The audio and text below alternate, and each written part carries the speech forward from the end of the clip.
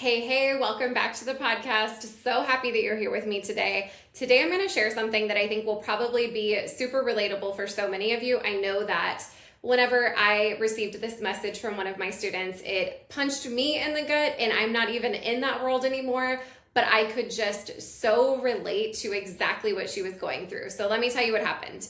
I got a message from one of my students last week.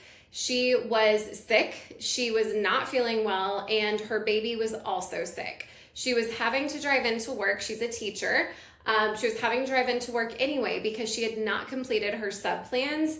And so it was going to basically be more work and take more time for her to create the sub plan than it would for her to just go into work anyway. So here she was pumping, driving to work, having to leave her sick baby at home while she also wasn't feeling well. And she was being forced to do this essentially because that's just the teaching life, right? That is just what she has signed up for. And so while she loves teaching, while she loves working with kids and loves working with families, she has gotten to a point, which is why she joined our program this year. She has gotten to a point where she's realized that it's not everything that she thought it was going to be, and it's also taking her away from the most important things in her life. Her ability to take care of herself. When you're sick, you should not have to go to work. We've all been there though, right? There are always those moments where we're having to make the decision of, do I miss work for this whenever I'm not feeling well, or do I miss work whenever my kid is sick, which she had both situations, or do I wait and miss work whenever it's more urgent? There's always these constant thoughts that are having to run through our head. And then on top of it, and for teachers, it's the sub plan that we have to create. And so we have to work in order to miss work, which is insane if we really think about it. And for corporate moms, it could be, I have 6 meetings on my calendar today and nobody else does what I do in my company. So I can't miss these meetings. So even if I make the decision to stay home sick so that I don't get anybody else sick, which is a whole other topic, then I'm going to have to take these Zoom calls from home, or I'm going to have to send a bunch of emails to other people to prepare them for being able to take the calls that I'm going to have to miss today. And if you're a nurse, it's knowing that you missing from work means that everybody else at work is going to have to pick up that slack, or is going to have to be available and take on extra patients and do more, or be called in to work on their day off to cover your shift. There's just this entire myriad of consequences that happen whenever we're sick. And so at some point, it just becomes this, slap in the face where we realize, is this really it? Is this really what I'm going to be doing literally for the rest of my life? Because if it's not young children that we have at home that are getting sick all the time because they're in daycare, because we work, and it's just this vicious cycle, and then it's us getting sick and so on and so forth, then whenever they get older, it's going to be the field trips that we're having to miss. It's going to be the events at their school that they love to plan in the middle of the day and they need volunteers for with parents, and we're not always able to make, and then our kid is sad that we're not there. Like, there's just so many different things that come up throughout our lives. And I think that a lot of times it just takes that sitting back and looking at it from a different perspective and realizing this makes no sense. I'm giving all of me to a job that I might not even love anymore, or maybe I never really loved it. And then I'm coming home and having nothing left to give my family, to give myself. Like, when we're sick, we should be able to be sick, right? We shouldn't have to be stressing out about doing all of these other things in order to just be sick. So the student I told you about, Courtney, she ended up sending me a video that she had just sent her mom where she was just venting about, here I am pumping and driving to work sick. My baby's homesick. I'm so tired of this. And then she said at the end, but only 3 more weeks of this, and then I will never go back again, thanks to the Cradle Coach Academy. Because she has made that decision to build a different life, to make a different choice. Our entire lives are a series of choices that we make, right? And at some point in her life, Courtney made the decision and made the choice to go to school to become a teacher. And then at another point in her life, she decided she was ready to build a family. And then at another point in her life, she made the decision she wasn't going to do this anymore. She was going to build a life that made more sense for her and her family and her child and what she wants to get out of life. So that moment that we've talked about, that I've given you lots of examples about, the being sick, the field trips that were missing, the kids being sick, all of the things, it's not just about a hard morning. It's not just about that one moment in time. It's the entire system that has been set up to tell us that we have to work really hard so that we can afford to put our kids in daycare. We have to work really hard so that we can afford the house that we live in, the, clothes that we purchase, the things that we need to do in life to have a life, right? Teaching doesn't just own your time. It owns your capacity to just be sick. It owns your capacity to be a mother first for one single day whenever your kid is sick. The job of teaching has a built-in guilt feature. And I want you to think about that. I actually want you to go back and think about the last time that you woke up not feeling well. What was the very first thought in your mind? And if you're like me, if you're like Courtney, if you're like so many others that I talk to all the time, the very first thought in your mind is, what am I going to do about work? It wasn't, oh crap, I don't feel good. What can I do to feel better? Can I, should I take some medicine? Do I need to go to the clinic? Do I need to, whatever. The first thought in our mind is, what am I going to do about work? I can almost guarantee you. Is that normal? Probably not. I mean, it is. It's normal, right? Like we all probably have that exact same experience. But should that be normal? Absolutely not. We should be thinking about taking care of ourselves. How do I feel better? What can I do to feel better? What do I have? Where should I go to the clinic? Let me make an appointment. But no, the immediate thought is, what am I going to do about work? So it's that entire system that has been built for us as working moms. Regardless of where we work or worked, you can't call in without working first in order to be allowed to be sick. You're never fully off. Your time is never really your time.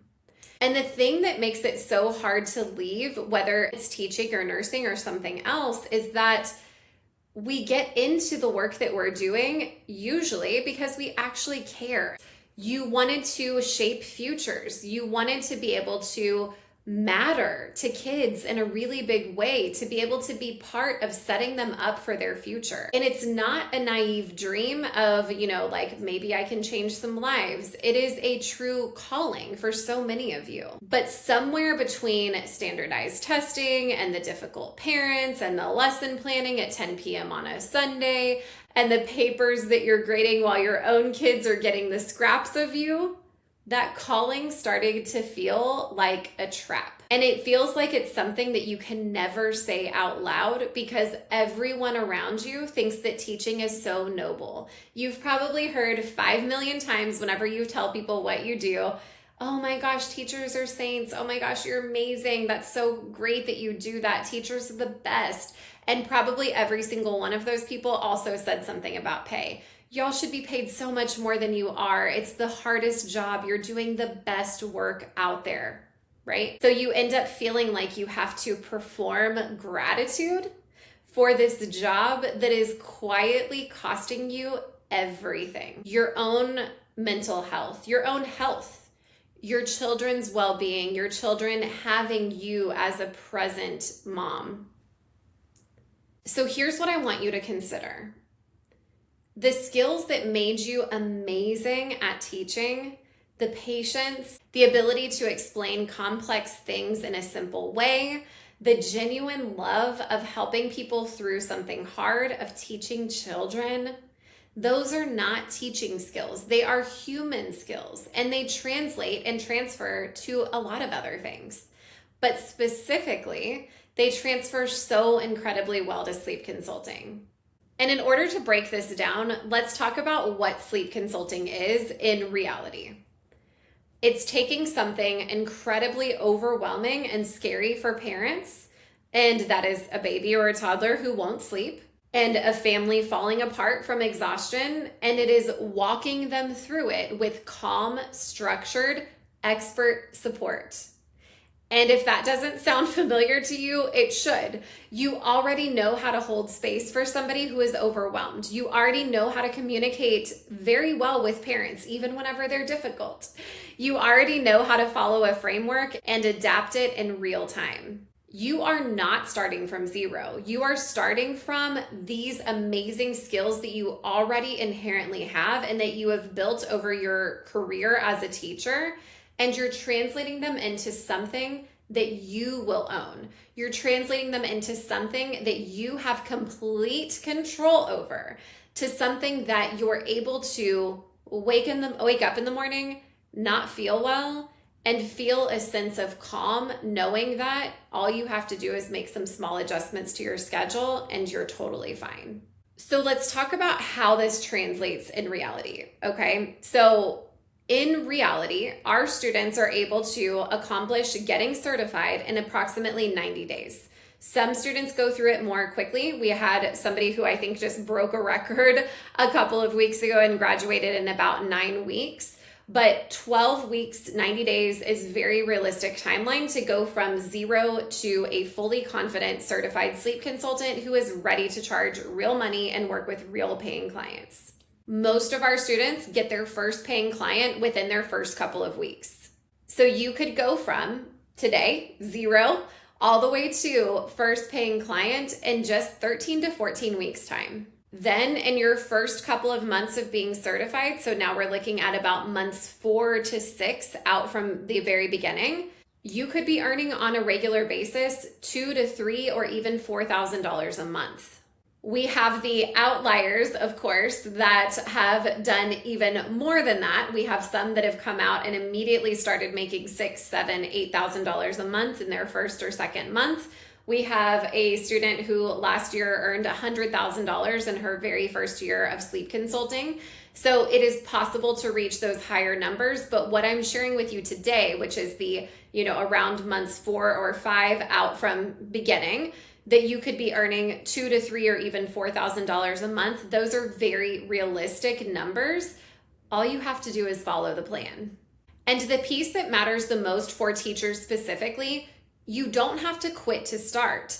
You train while you're still in the classroom. You can go through our program while you are still working in the classroom. Our program was created for busy working moms, so you're able to study whenever it makes sense for you. You're able to fit it in the small pockets of time that you have around your existing work. You build while you still have that salary existing. You make the decision to leave from numbers and proof, not from burnout and desperation. So you're able to build while you are still working. It's extremely flexible. And then you're able to make the decision that it's the right time to go when it's the right time to go.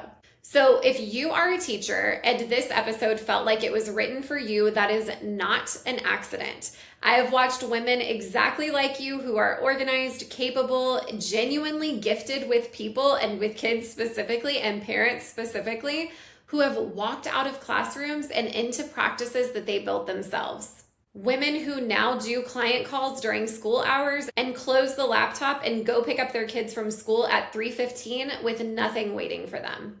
And it's not a fantasy. It is a decision. That is literally all this is. You making the decision that you're ready to start, that you're ready to bet on yourself, that you're ready to follow a proven plan. So if you want to see what that decision and what that path could look like for you specifically, I have built something for exactly this moment.